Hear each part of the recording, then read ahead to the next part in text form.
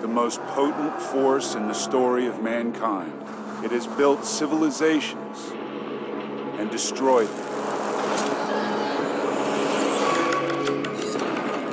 As the Easter Islanders pay homage to their ancestral gods, on the other side of the planet, holy warriors destroy those of a different faith.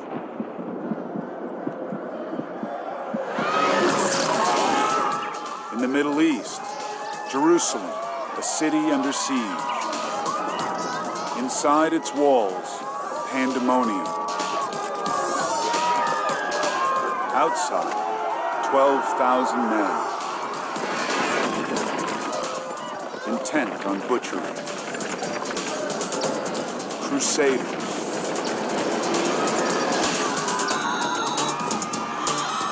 Spearheading the attack,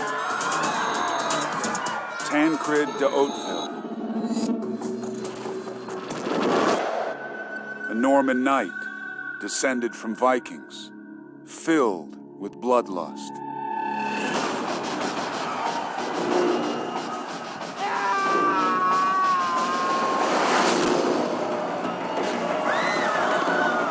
So many people have died in the name of religion.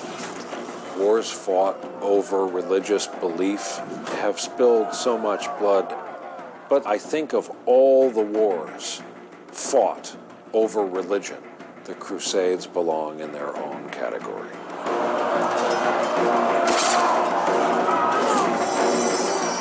The slaughter here resonates to this day.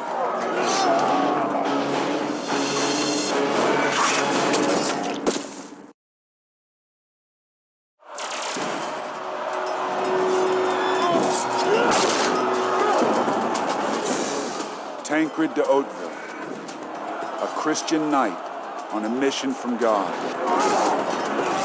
In the Holy Land, waging war on Islam. By the end of the 11th century, 600 years after the fall of Rome, the two religions are great rivals. Christianity dominates in the west and north, Islam in the east and south. Determined to curb the advance of Islam, the Pope calls on Christians to take up arms. Their target, the holy city of Jerusalem.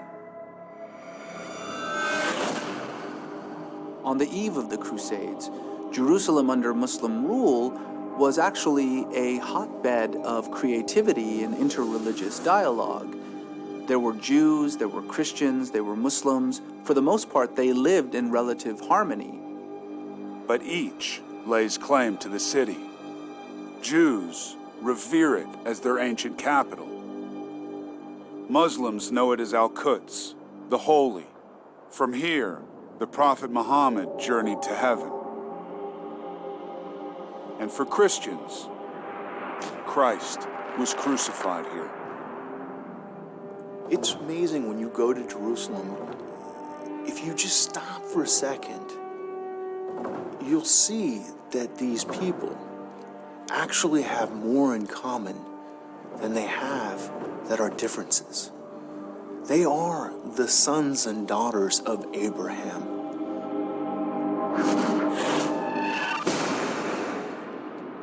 To all who join the crusade, Pope Urban offers eternal salvation, declaring, "The Lord beseeches you to destroy that vile race from the lands of our friends.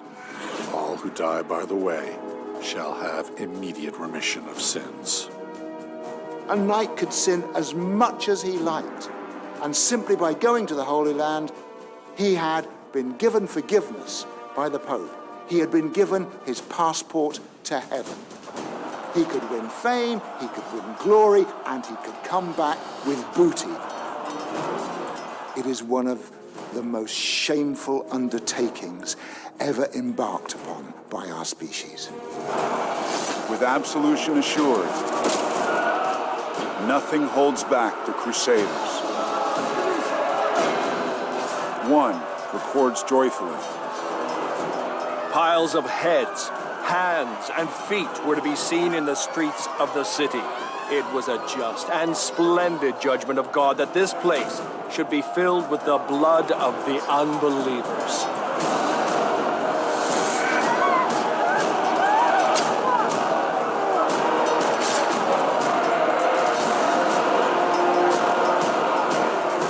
If I have a belief system that literally says, God tells me that I must slaughter anyone who wants to stop me from being here, it would allow you to justify any horrific act you take at that point.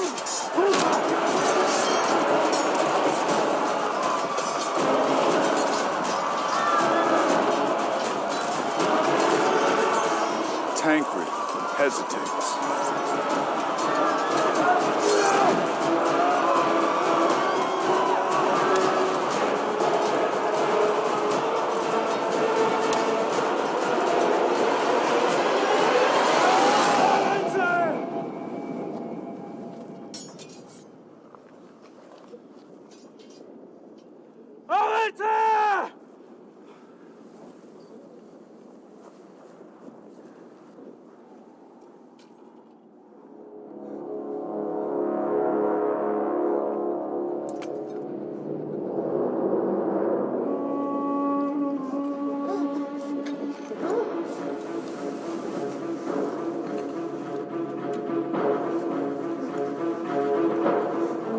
Decides to ransom the Muslims and stop killing them.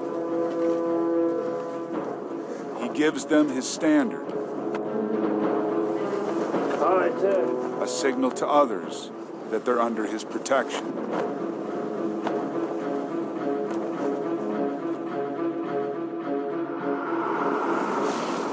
At the Church of the Holy Sepulchre, he prays.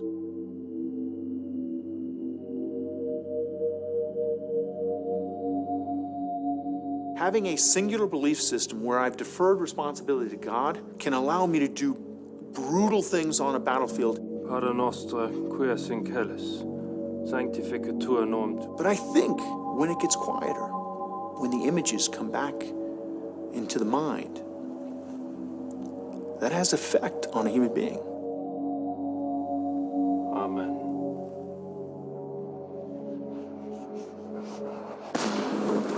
Returning, he finds his captives slaughtered behind his back by other crusaders.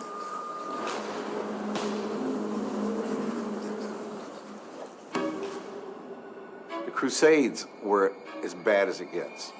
Remember that these guys embraced the same God, many of the same beliefs, the same prophets, and yet the streets ran deep with their blood and that of their brothers.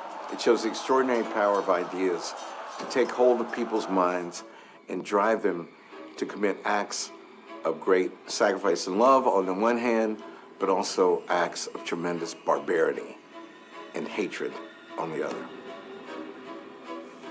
It's the double-edged sword of religious belief.